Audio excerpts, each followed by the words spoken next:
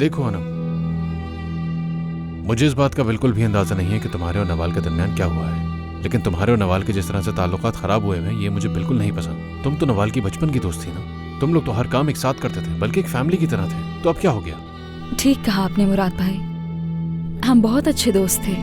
नवाल ने मेरा दिल तोड़ा। मैं उस जितनी खुदगर्ज नहीं, उसने मुझे अपने घर से निकाल दिया तो बस।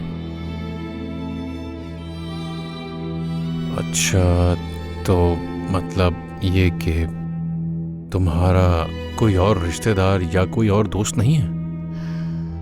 मेरी अम्मी है, यगमोर कारा। मैं यगमोर कारा, अनम कारा मेरी बेटी है और अनम के वालिद आपके वालिद दाऊद साहब हैं। जब मैं 6 साल की थी तो मेरी अम्मी ने मेरे बाबा को मेरे सामने कत्ल कर दिया था।